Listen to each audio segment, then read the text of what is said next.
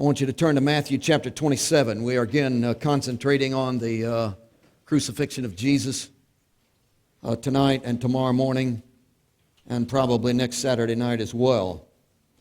But we're looking specifically in these days at Matthew chapter 27 at the cross scene.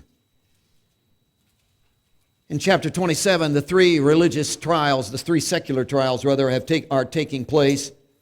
He appears before Pilate, and Pilate doesn't want anything to do with him and finds out he's from Galilee, and so turns him over to Herod, and Herod doesn't want anything to do with him but makes fun of him and turns him back to Pilate. So those are the three secular trials. As you come to the middle of Matthew chapter 27, the middle of that chapter gives you the last secular trial. The whole Barabbas thing comes up. Pilate's trying to weasel his way out of this. His wife has written him a note. He's trying to get them to choose Barabbas, to choose Jesus rather than Barabbas. That doesn't work. He's thrown back into the dilemma of facing a decision about what he's going to do with this Jesus.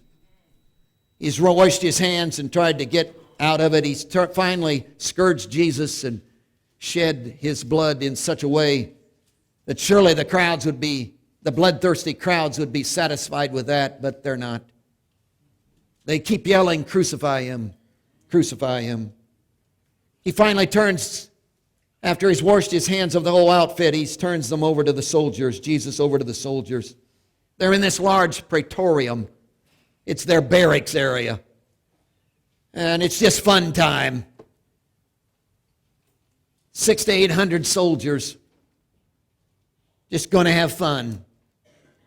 They strip him, put a scarlet robe on his shoulders, an old scarlet robe, the robe of a king. They plait together a crown of thorns, jam it on his brow. They blindfold him. They give him a scepter, a reed weed scepter. They take it from his hand and beat him on the head, yelling, "Well, tell us who exactly did that. You're this overwhelming wise king." And as they do that, they spit on him and anoint him king with their spit. Now it's time to crucify him. They find a man in verse 32 by the name of Simon. They compel him to bear his cross. They take him in verse 33 to a place called Golgotha, that is to say, place of the skull. They do this traditional thing of the drink. It's a drug mingled with wine, so it won't be so painful, this crucifixion. Then they crucify him, verse 35, the only statement we've got of what the details were like. No details, no physical details given to us, just they crucified him. And of course the soldiers are dividing his garments, and they're doing their job thing, and they're sitting down and watching him there. And there's this sign that's up over his head in verse 37. He's King of the Jews. And of course there's a thief in verse 38 on one side and a robber on the other. And then verse 39. Those who passed by blasphemed him, wagging their heads. Those who passed by blasphemed him, wagging their heads and saying, "You who destroy the temple and build it in 3 days, save yourself. If you are the Son of God, come down from the cross." The bypassers. There's something about Jesus that just doesn't register. I mean, when you really get down to it, logically try to think the thing through, there's some things about Jesus that just don't gel. They don't make sense. At first, when I got involved in his ministry and, heard about the miracles and heard about all the kindness and the love that he was preaching, that all sounded so good. It certainly would be good for society. The Lord knows we need a reformer in Judea. Nations falling apart. Prostitution is on the rise. Crime is up. We need a reformer. And when he came along preaching this gospel of repent, for the kingdom of heaven is at hand, and people began to reform, well, hey, we all applaud, said, woo, go for it. Morale was bad anyhow. And there seemed to be a stir and a coming back. I mean, anybody who called the nation back to God, we would applaud and think it was good and say, yes, that's what we want. And Jesus certainly was doing that, but Jesus is a lot like other reformers, you know. It seems like the further he goes and the more you hear him and the more he preaches and the more he does, it seems like he gets, I don't know, he crosses a line somehow. He gets too intense. He gets too radical. It gets, you know, the claim that he had, it just got too tight. It was just too embracing. It was just a natural turnoff. There's something about it that just doesn't seem to be logical and rational and come together. He just like, again, he crosses some kind of a line. Again, that repentance stuff was sure needed, and we can embrace that because a lot of people need to do that. Not me, of course, but a lot of people need to do that. But then Jesus kind of gets, I don't know, what would you say? He gets off balance. It's just, you know, I had my kids in the back seat of my car, and I was going out for the weekend. We had all these plans, and we got stuck in this traffic jam. It was, you know, out there as you come through Jerusalem on that big road, and right up there's that hill where they crucified people, and I didn't know what was, now I know all about Jesus. I've even heard him preach a few times, but, you know, there was that traffic jam thing, and I finally just out of boredom got out to go see what was going on, and there they were nailing these three guys, and I looked at the guy in the middle cross. Oh, he looked pathetic. He was pathetic. I mean, his face was so mutilated, and he was just so, I don't know, they'd beaten him nearly half to death. They had scourged him until he looked puny and just so anemic, and his hair was all matted with blood, and his beard was yanked out by its roots, and his face was all swollen, and birds were sitting on his head pecking at his eyes, and it was just horrible. I mean, you couldn't even, if you knew him, you wouldn't be able to recognize him. The only way I knew who he was is right up over us, they put this sign, "This is Jesus, the King of the Jews." And to tell you the truth, when I saw that, I broke out laughing. Isn't that humorous? I mean, come on. Here's this pathetic human being. Look at his face. There's this, I mean, and he's the king. Oh, brother. See, that doesn't add up, folks. Have you ever seen a king like that? Come on. And sure, we laughed. I admit that. We laughed. It got to be a joke. It was because he talked so big, you know. He talked about a kingdom. And yeah, look at him. He's going to pull that one off. He better hurry. He's about dead. See, it didn't add up. I don't know. He said wild things, and you try to put it all together. Destroy the temple and I'll build it in 3 days. Yeah, how's he going to do that? And again, if he's going to do that, he better hurry up. He's close to death. And I got all wrapped up in the crowd, and we yelled, and we laughed, and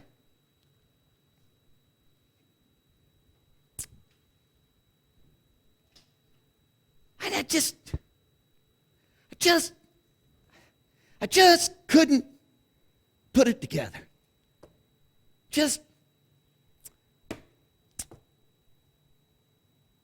I heard his messages, and I have to say a lot of it I could agree with, and the whole emphasis on love, it sounded good, but there was just something contradictory about this, what he's doing on this, how did he, and everything he talked about, it just didn't come together.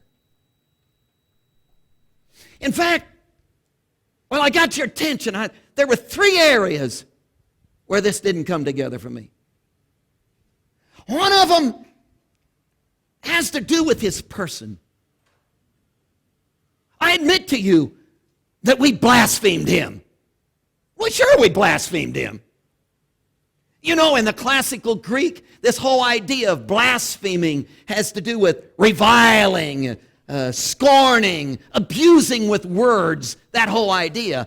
But you see, in our culture, in our Jewish culture, it's isolated, not to just broad, like just saying anything against anybody. It's not that. It's specifically in the Jewish culture. The word blaspheme is focused entirely upon the majesty and the sovereignty of God.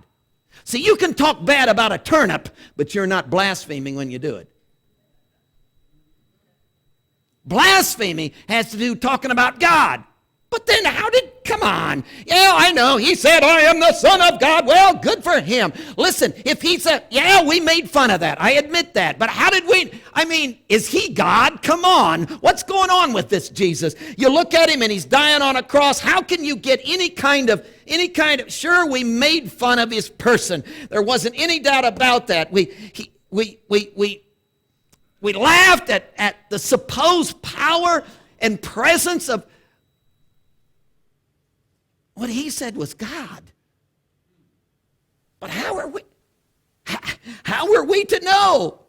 And then the rumors begin to spread around the crowd. My best friend was standing there. We were yelling at him, making fun of him. And he began to talk about his birth. Don't you think it's hilarious, his birth? Everybody knew. Come on. He was an illegitimate kid. Good night. How do you get God out of that?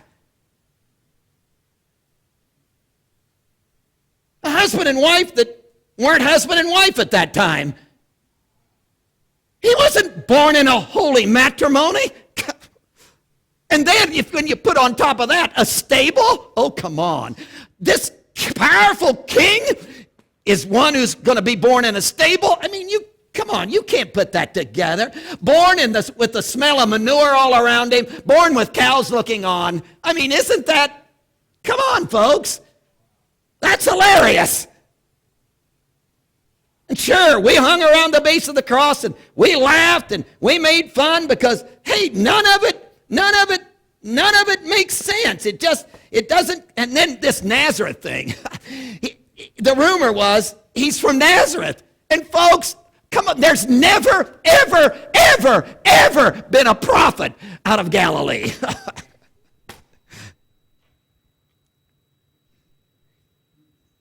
And especially Nazareth. So come on. Sure, we hung around the base of the cross. We laughed. We scoffed at him. All the claims he made, all this stuff. And he says, I'm going to deliver Israel. I've come to set up a kingdom. Yeah. Oh, sure. I'm supposed to buy that?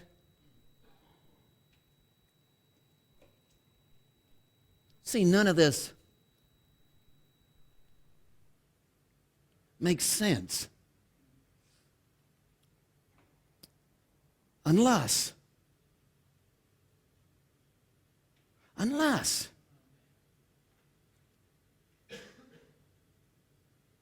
you don't suppose this is a kingdom from another world.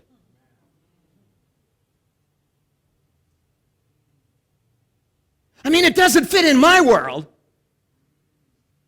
It doesn't make any sense here.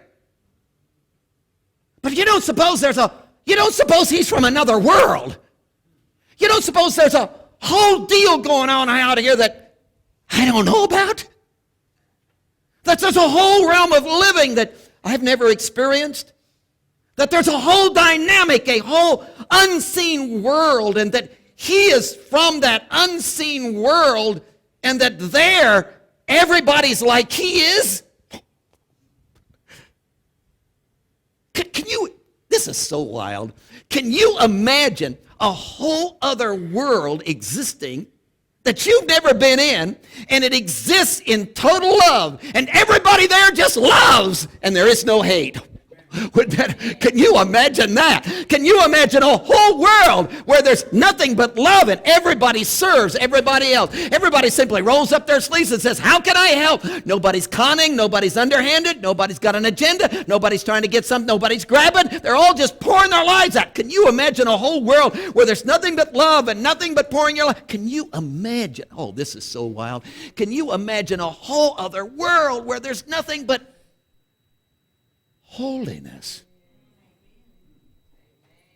And everybody lives above sin. And if there is a world like that, and somebody came from that world into our world, we'd probably laugh, wouldn't we? I did. Because he wouldn't make any sense. It didn't fit. It wouldn't come together, would it? What would you think of a guy like that? And when two worlds collide that are totally opposite, if that's really true, but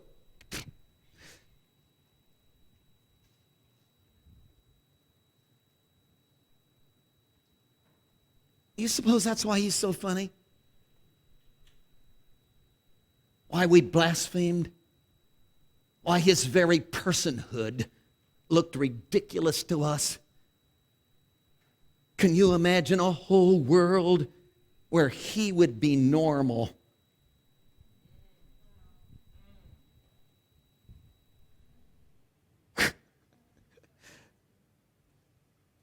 But that's not here, folks.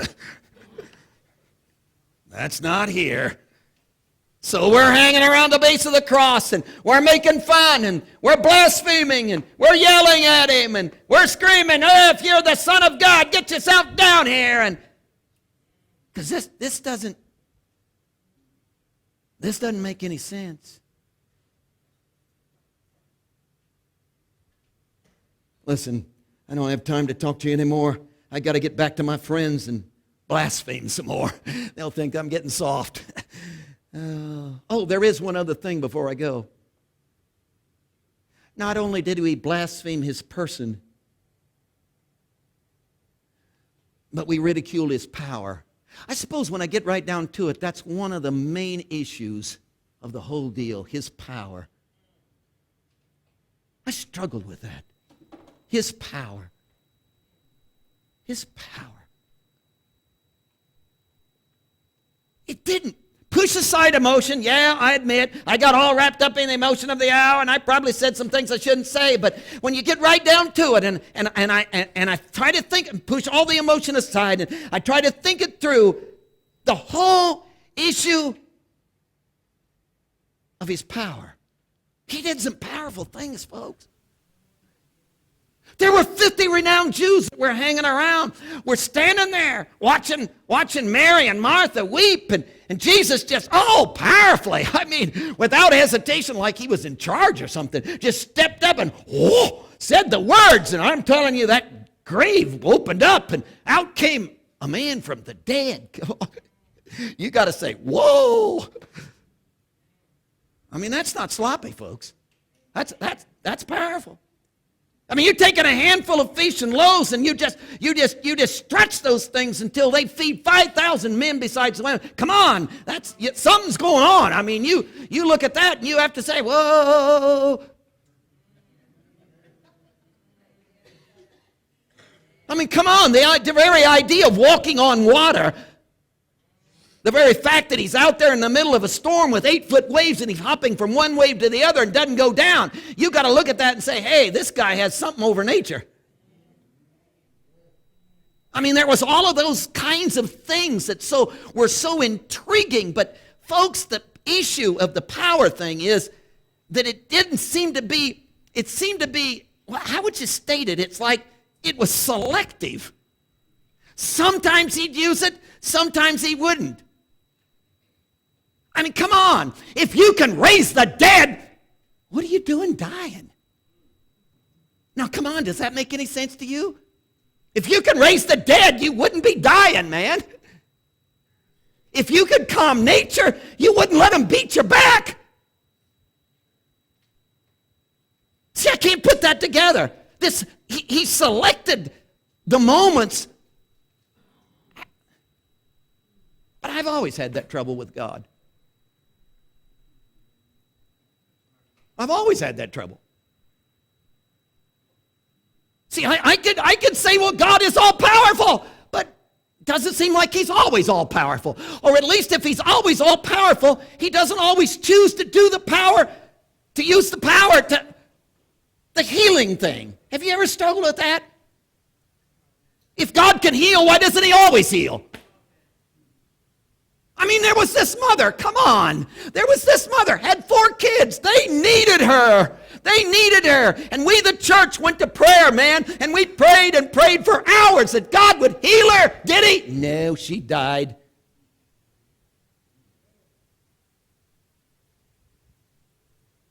How do you figure that? That didn't make any sense, does it?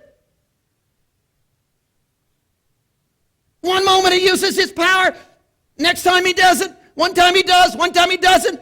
Doesn't use it for this crucifixion thing. What's the deal here? See, that doesn't add up to me. What do you want to do with that? I can't put that together. See, God is so smart. He has this wisdom, this great wisdom. This teenager comes up to me and asks this phenomenal question, and I stand there flapping my lips, not knowing what to say. Why doesn't God tell me?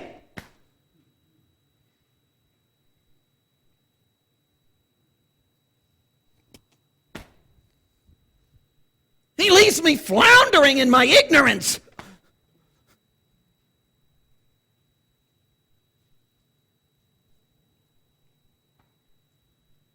And if he has all this power, which I'll give him credit, he does have power.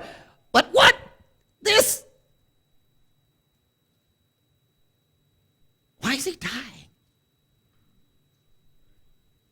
See, I can't put that together.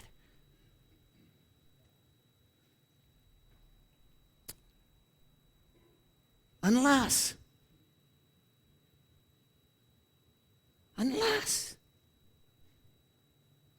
there's another world that's not like our world.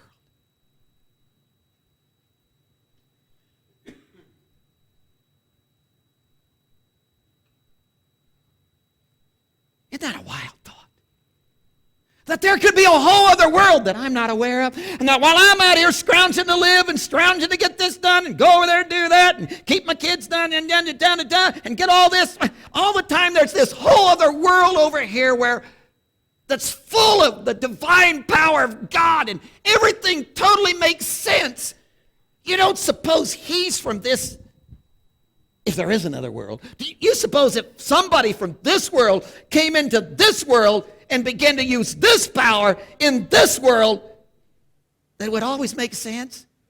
Wouldn't it be interesting if the crucifixion totally makes sense over here?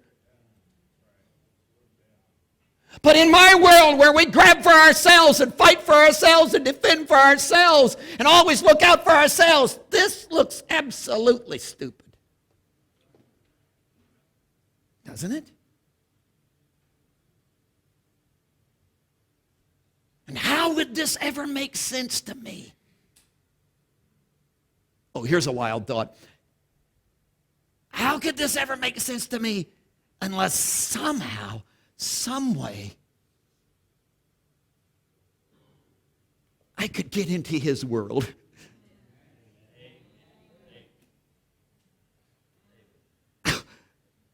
Oh, this is doubly, this will make you laugh. And wouldn't it be something? Man, my imagination is going wild.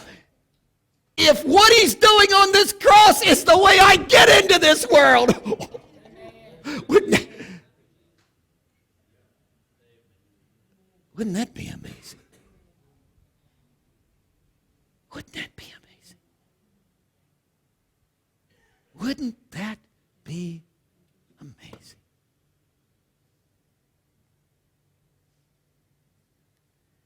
Well, I can't talk to you anymore. I got to get back to blaspheming. My friends will think I'm getting soft. But there was one other thing I ought to tell you maybe before I go. It was not only his person, It's not only this power thing, there was this purpose thing. See, one of the things that originally attracted me about Jesus and his ministry was he was a crusader. You know, he was on the move. You felt like, whoa, I'm going to follow him because he's going someplace. See, he didn't meander around. He wasn't scratching himself, wondering what was happening. Man, he was on the move. He was accomplishing something. He had a dynamic. He had an overwhelming purpose. He had a destiny that just literally, when you got around him, you felt it, and you just wanted to get in on it. It was this great destiny, a crusader. And it seemed like, I didn't hang around a lot, but it seemed like everything that I heard about him was all for the purpose of this destiny, of this purpose of what he had come for. He was talking about building a kingdom, and even the repentance thing. What was the repentance thing all about? It was all about get into the kingdom that I'm building, that I'm putting together a people. I'm building something that's going to be phenomenal, that's going to have eternal significance. There was this great destiny thing that just literally just oozed out of him. It just moved you when you got around him. It was something. He talked about being king of the kingdom. But again,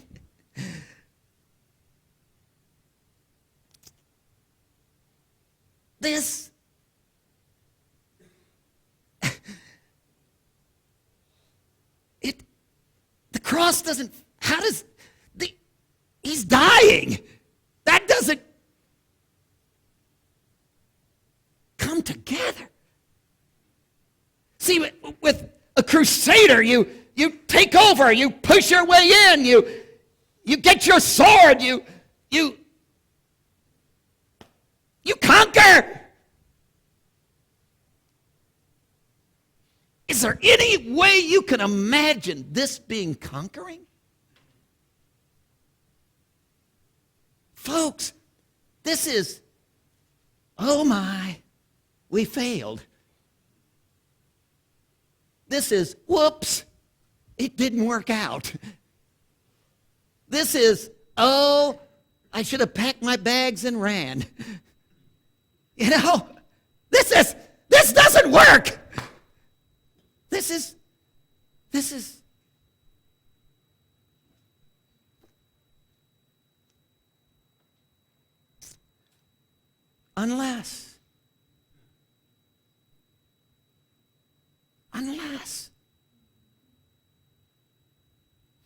unless there's a whole other world.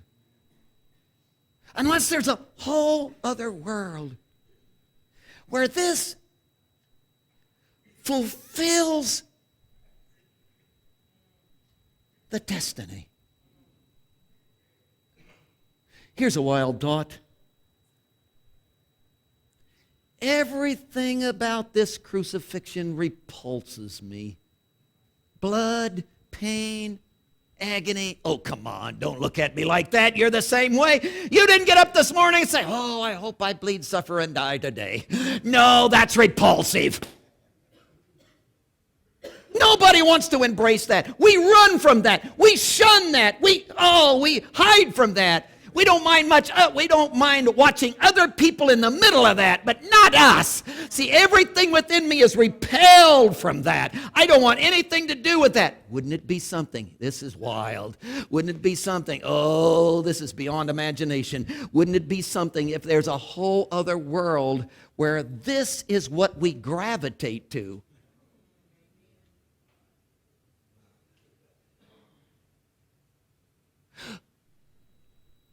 Oh, this is totally crazy. Wouldn't it be something that as I am repulsed by the cross, so he is repulsed by coming down from the cross? As in my life, going up on the cross repulses me, him coming down from the cross repulses him. Another world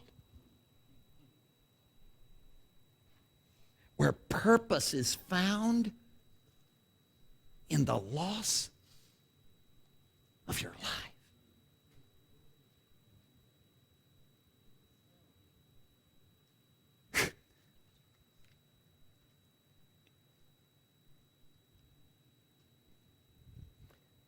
There is no way.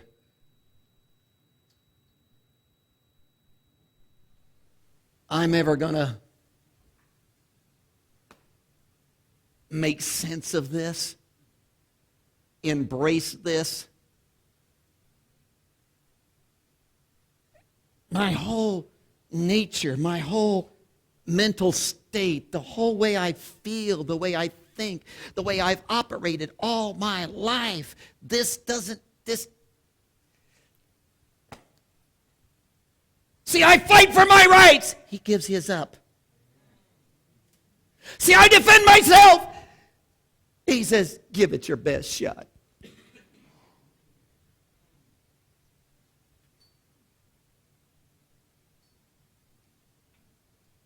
See, I hit you before you hit me. He says, turn the other cheek. See this?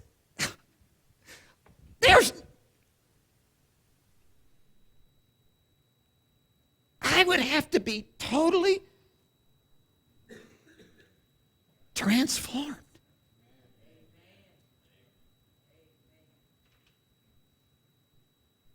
If there is such a world.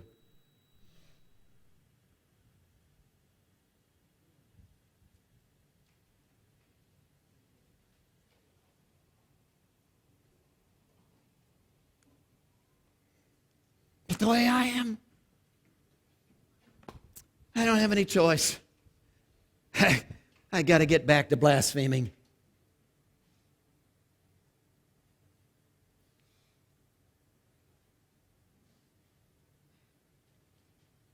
Unless the choice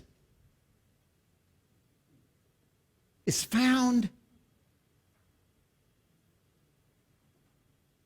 in letting Him do something in me that I can't do.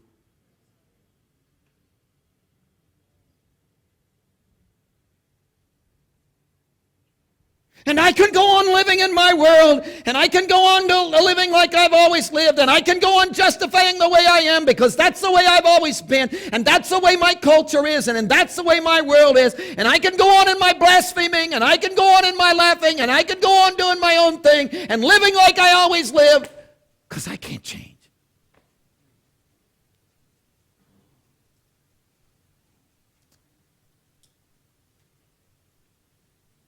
Maybe. Is there any possibility of that? Maybe. That's what this is about. Is changing the way I am. So I could join Him in His world.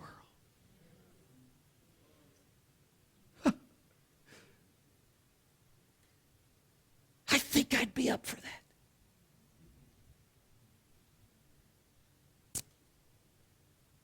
Because I don't like the way I am.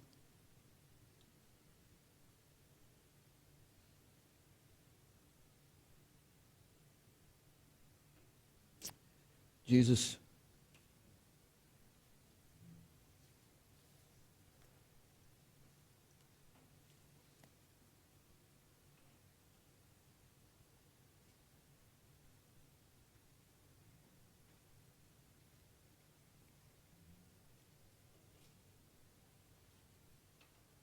maybe this is not about figuring it out. Maybe this is about embracing You. Maybe this is not making sense of it. Maybe the most sensible thing in all of this is allowing You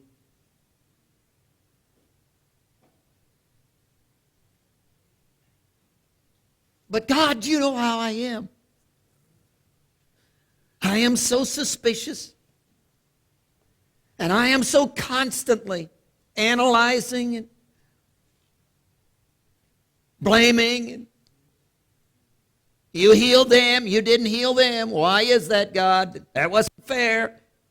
See, I'm so busy pushing my ideas and standard and understanding and the way I operate. I'm so busy pushing that on you. Could you just stop me in my tracks?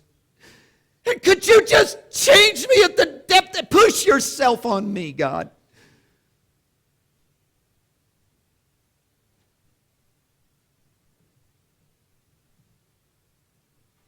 Could it be that something has happened to me and my world, and that we're not right, and that you are right?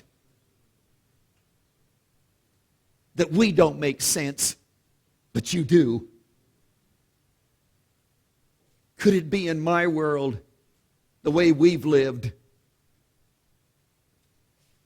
fighting, hating, lusting, using?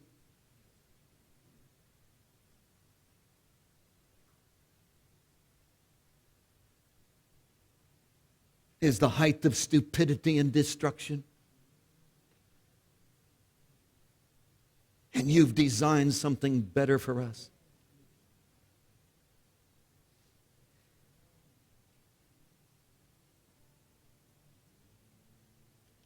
Change my nature.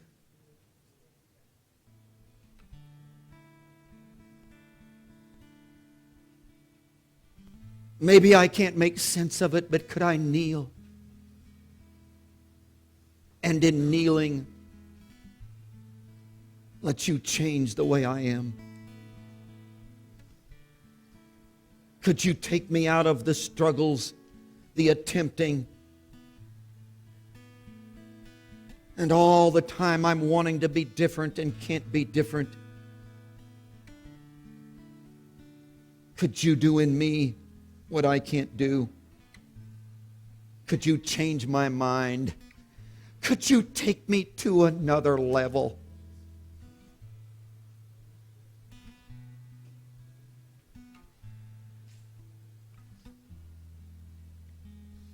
I embrace your death tonight.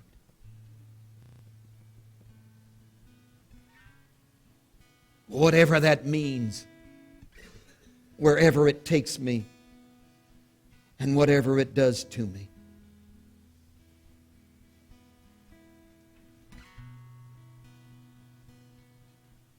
Heads are bowed.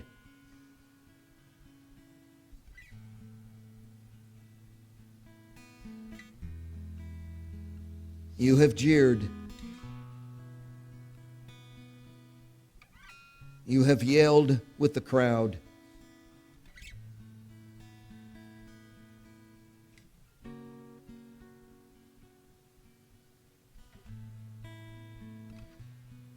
You have lived out of your own mind,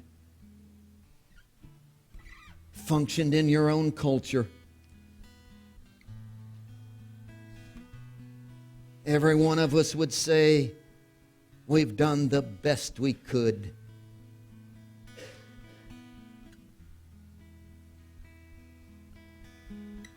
We're inviting you to the door of another world. Would you live in that new world? There is a kingdom.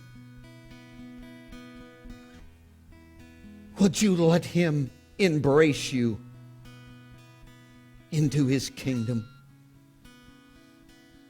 Would you let him change everything in you that is not like him? Would you let him give you his mind? Would you let him share his nature?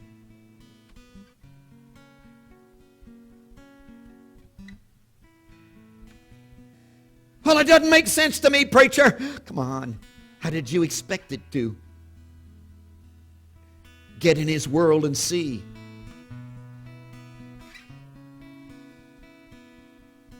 Radical change.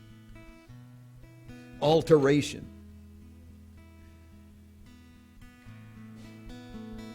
He alone can bring that to you. Jesus is calling you tonight.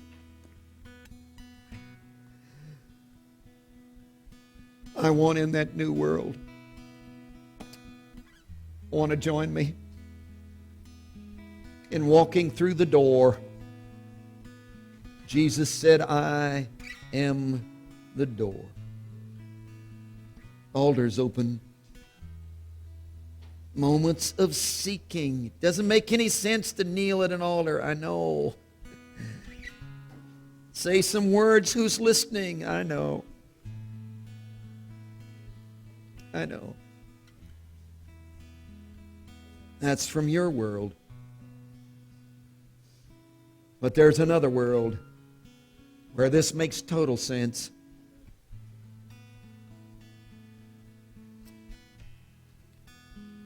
Want to join us in a new world?